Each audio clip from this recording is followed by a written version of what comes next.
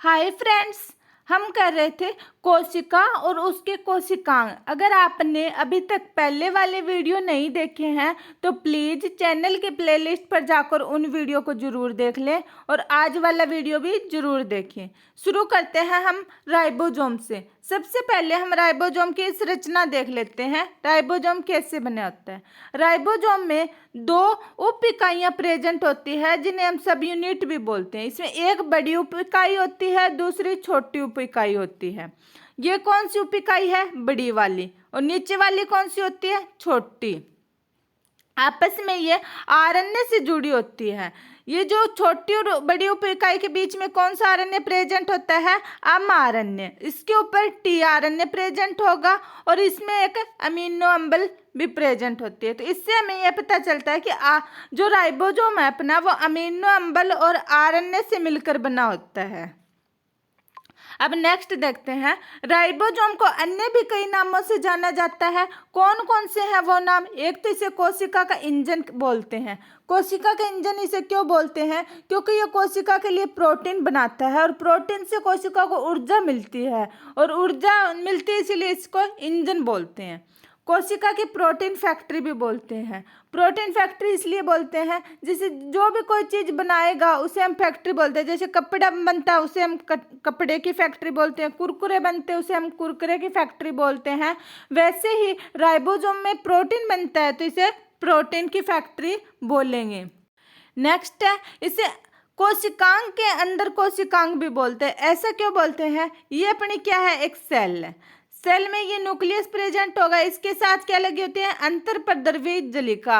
ये कौन सी है? खुरदरी अंतरपरद्रवी जलिका, जिसकी दीवारों पर क्या लगे होते हैं? राइबोसोम। ये क्या है? राइबोसोम प्रेजेंट है। तो इससे ये पता चला कोशिकांग तो हो गया अंतरपरद्रवी जलिका और कोशिकांग के अंदर कोशिकांग कौन सा होगा? राइबोसोम, क्योंकि ये अंतरपरद्रवी जलिका की दीवारों पे लगा होता है। अब देखते हैं राइबोसोम की सबसे पहले खोज किसने की थी? पैलेड ने। और कब की? 1955 में। राइबोसोम झिल्ली रहित होते हैं। इसका क्या मतलब हुआ कि ये जो भारी आवरण होता है राइबोसोम पर यह प्रेजेंट नहीं होता, जिसे हम प्लेज्मा झिल्ली भी कहते हैं। ये प्रेजेंट नहीं होता, राइबोसोम झिल्ली रहित है। राइबोसोम आरएनए तथा प्रोटीन के बने होते हैं। हाँ, हमने ये देखा, इसमें आरएनए और अमीनो अम्ल की चेन होती है। अब आगे देखते हैं, राइबोसोम टू टाइप्स के होते हैं। कौन कौन से होते हैं? एक तो प्रोकैरियोट्स राइबोसोम, एक यूकैरियोट्स राइबोसोम। जो प्रोकैरियोट्स राइबोसोम है वो 70s के होते हैं और यूकैरियोट्स राइबोसोम है वो 80s के होते हैं। लेकिन कई बार यूकैरियोटिक सेल में भी प्रोकैरियोट्स राइबोसोम प्रेजेंट होते हैं। इसमें हम एग्जाम्पल लेंगे माइटोकॉन्ड्रिया और हरित लवक का। फ्रेंड्स, नेक्स्ट हम देखते हैं गुणसूत्र के बारे में भी देख लेते हैं। गुणसूत्र होते हैं आनुवांशिक इकाइयों के वाहक होते हैं। आनुवांशिक इकाइयाँ कौन सी होती हैं? जो माता पिता के लक्षण बच्चों तक पहुंचाते हैं। ये कोशिका के केंद्रक में पाए जाते हैं। किस में मिलते हैं? केंद्रक में। ये क्या है? सेल। इस सेल में क्या प्रेजेंट होता है? केंद्र। और केंद्रक में ये गुणसूत्र कहाँ प्रेजेंट होंगे? ये केंद्रक की केंद्रिका होगी। इसमें ये धागेनुमा संरचना होती है। क्या कहलाते हैं? गुणसूत्र। गुणसूत्र कोशिका विभाजन के पहले तथा बाद में लंबे धागेनुमा दिखाई देते हैं, जिन्हें क्रोमेटिन कहते हैं। क्या बोलते हैं इन्हें? क्रोमेटिन। इनको अच्छे से देख लेते हैं। ये क्या है? एक केंद्रक है, ये केंद्रिका है। तो इसमें क्या होगा? ये गुणसूत्र होते हैं। गुणसूत्र से हम क्या बोलेंगे? क्रोमेटिन। लेकिन कहीं कहीं पर ये ज़्यादा संघनित होते हैं या इकट्ठे होते हैं, इसे हम क्या बोलेंगे? हेट्रोक्रोमेटिन। क्या बोलते हैं? हेट्रोक्रोमेटिन। आगे देखते हैं, गुणसूत्र डीएनए तथा हिस्टोन प्रोटीन के बने होते हैं। किसके बने होते हैं? डीएनए और हिस्टोन प्रोटीन के। फ्रेंड्स, हमें ये हिस्टोन प्रोटीन वर्ड याद रखना है। डीएनए के क्रियात्मक खंड को जीन कहा जाता है। क्या कहा जाता है? जीन। खोजकर्ता। गुणसूत्र की खोज सबसे पहले किसने की थी? स्ट्रासबर्गर ने। कब? 1875 में। और इसका नामकरण किसने किया था? वाल्डेयर ने। कब? 1888 में। अब हम कुछ जीवों में गुणसूत्रों की संख्या देख लेते हैं, किसमें कितनी प्रेजेंट होती है। मनुष्य में गुणसूत्र 46 प्रेजेंट होते हैं और जोड़े के रूप में 23। मनुष्य में कितने प्रेजेंट होते हैं? 46 और जोड़े 23। ड्रोसोफिला मेलानोगास्टर में कितने प्रेजेंट होते हैं? 12 और जोड़े के रूप में 6। मटर में 14 और जोड़े के रूप में 7। अब हम एक बार गुणसूत्र की संरचना के बारे में देख लेते हैं। इसके सबसे ऊपरी क्षेत्र को क्या बोलेंगे? टीलोमियर। और इसके सबसे बाहरी आवरण को क्या बोला जाता है? गुणसूत्र के सबसे बाहरी आवरण को पेलिकल। अंदर के फ्लूइड भरा होता है उसे हम क्या बोलेंगे? मैट्रिक्स। आपस में जो ये दो गुणसूत्र जुड़े होते हैं किसकी सहायता से जुड़े होते हैं? सेंट्रोमियर की। और इस पे ये जो ऊपर के सिरे पे लगा होगा उसे हम सैटेलाइट बोलेंगे। फ्रेंड्स, अब नेक्स्ट हम देख लेते हैं न्यूक्लिक अम्ल के बारे में। अपना जो न्यूक्लिक अम्ल होता है ये 2 टाइप्स का होता है। कौन कौन सा? डीएनए और आरएनए। सबसे पहले हम डीएनए के बारे में जानते हैं। डीएनए है, इसको हम क्या बोलते हैं? डिऑक्सीराइबोन्यूक्लिक एसिड, डिऑक्सीराइबोन्यूक्लिक अम्ल। इसकी एक स्ट्रक्चर कैसी होती है? ऐसे डबल हेलिक्स स्ट्रक्चर होती है।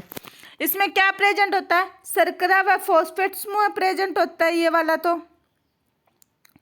और अंदर जो ये बने होते हैं ये क्या से होते हैं? नाइट्रोजन अक्षार, जो adenine, guanine, cytosine, thymine present होते हैं। और ये जो नाइट्रोजन अक्षार है ये आपस में कौन से बॉन्ड से जुड़े होते हैं? हाइड्रोजन बॉन्ड से।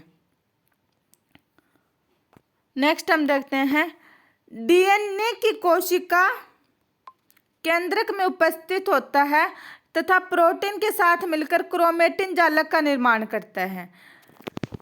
डीएनए कहाँ पर प्रेजेंट होता है? कोशिका के केंद्रक में। और प्रोटीन के साथ मिलकर क्रोमेटिन जालक का निर्माण करता है। कैसे? और वाटसन तथा क्रिक ने डबल हेलिक्स मॉडल प्रस्तुत किया था। कब किया था? 1953 में। या फिर डबल हेलिक्स मॉडल किसने प्रस्तुत किया था? वाटसन और क्रिक ने। कब? 1953 में। अपना जो डीएनए है वह अनुवांशिक पदार्थ है। अनुवांशिक नाम आते हैं, हमें ये पता चलना चाहिए कि जो माता पिता के लक्षण बच्चों तक डिलीवर करते हैं। और कई बार डीएनए होता है वह केंद्रक के बाहर भी मिलता है। केंद्रक के बाहर डीएनए कहाँ कहाँ मिलता है? एक तो माइटोकॉन्ड्रिया में, दूसरा हरित लवक में। हमें अच्छे से पता है माइटोकॉन्ड्रिया और हरित लवक का अपना खुद का डीएनए और राइबोसोम होता है। नेक्स्ट हम देखते हैं डीएनए का रासायनिक संगठन। डीएनए किन किन से मिलकर बना है? इसमें एक तो शर्करा प्रेजेंट होती है, दूसरा फॉस्फोरिक अम्ल, तीसरा नाइट्रोजन अक्षार प्रेजेंट होते हैं। शर्करा इसमें कौन सी प्रेजेंट होगी? पेंटोज शर्करा प्रेजेंट होती है जो डीऑक्सीराइबोज शर्करा होती है। कौन सी होती है? डीऑक्सीराइबोज शर्करा। और फॉस्फोरिक अम्ल इसमें फॉस्फेट समूह के रूप में प्रेजेंट होते हैं। और इसी फॉस्फेट समूह की वजह से डीएनए में नेगेटिव चार्ज आता है। डीएनए पर कौन सा चार्ज प्रेजेंट होता है? Negative charge. और इस नेगेटिव चार्ज की हेल्प से हम डीएनए को आपस में सेपरेट कर सकते हैं। इसकी वजह से फिंगरप्रिंटिंग जैसी टेक्निक हम कर पाते हैं नेगेटिव चार्ज की वजह से ही। अब देखते हैं नाइट्रोजन अक्षार। नाइट्रोजन अक्षार है ये 2 टाइप्स के होते हैं। कौन कौन से? पिरिमिडिन नाइट्रोजन अक्षार और प्यूरिन नाइट्रोजन अक्षार। पिरिमिडिन नाइट्रोजन अक्षार में एक तो साइटोसिन आता है, एक थाइमाइन आता है और तीसरा यूरोसिल आता है। जो साइटोसिन और थाइमाइन है ये तो डीएनए में प्रेजेंट होते हैं, लेकिन यूरोसिल डीएनए में नहीं होता। ये किस में प्रेजेंट होता है? आरएनए में। और प्यूरिन में कौन कौन से आते हैं? एक एडेनिन आता है और एक ग्वानिन आता है। अब नेक्स्ट हम देखते हैं एक न्यूक्लियोसाइड स्ट्रम आती है डीएनए में। ये क्या होती है? जब पेंटोज शर्करा प्लस नाइट्रोजन अक्षार मिलकर क्या बनाते हैं? न्यूक्लियोसाइड। याद रखना है, में पेंटोज शर्करा और नाइट्रोजन अक्षार तो मिलकर बनाते हैं न्यूक्लियोसाइड्स। दूसरे टर्म आते हैं न्यूक्लियोटाइड्स। यहाँ पे साइड है, यहाँ पे टाइड्स है। याद रखना है ये छोटे छोटे टर्म। न्यूक्लियोटाइड्स में क्या होता है? पेंटोज शर्करा, नाइट्रोजन अक्षार और फॉस्फेट समूह तीनों मिलकर क्या बनाते हैं? न्यूक्लियोटाइड्स। अब याद रख लेंगे फॉस्फेट टा से टाइड। याद रखना, जहाँ पे फॉस्फेट टा प्रेजेंट होगा वो न्यूक्लियोटाइड्स होगा। नेक्स्ट हम देखते हैं डीएनए की क्या क्या कार्य है। यह आनुवंशिक सूचनाओं का एक पीढ़ी से दूसरी पीढ़ी में स्थानांतरित करता है। हाँ, हमें पता है ये माता पिता के लक्षण बच्चों तक पहुंचाता है। रासायनिक क्रियाओं को पर नियंत्रण रखता है। आरएनए का निर्माण करता है। डीएनए किसका निर्माण करता है? आरएनए का। नेक्स्ट हम देख लेते हैं आरएनए। आरएनए को क्या बोलते हैं? राइबोन्यूक्लिक एसिड या राइबोन्यूक्लिक अम्ल। आरएनए है यह कोशिका द्रव या न्यूक्लियोलस में पाया जाता है। किस में पाया जाता है? कोशिका के द्रव या न्यूक्लियोलस में। संरचना देख लेते हैं आरएनए की।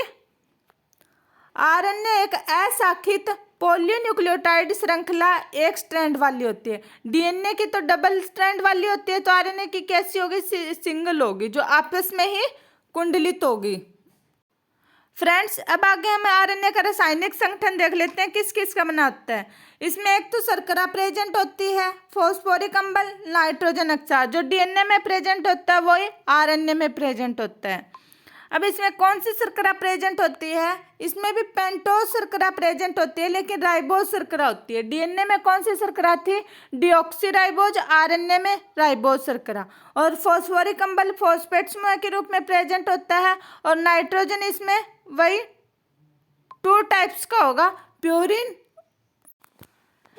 नाइट्रोजन अक्षार होते हैं वो 2 टाइप्स के होते हैं। कौन कौन से? प्यूरिन और पिरिमिडिन। प्यूरिन में कौन से आएंगे? एडेनिन और ग्वानिन। और पिरिमिडिन में क्या आएगा? साइटोसिन तथा यूरेसिल। क्योंकि ये आरएनए है तो यहाँ पे क्या प्रेजेंट होता है? यूरेसिल, थायमाइन की जगह। अब आरएनए के कार्य देख लेते हैं हम कौन कौन से हैं। आरएनए एक तो प्रोटीन संश्लेषण में सहायक होते हैं और डीएनए से आनुवांशिक सूचनाओं को ग्रहण करना तथा उसका संदेश वहन करना, ये किसके कार्य है? आरएनए के।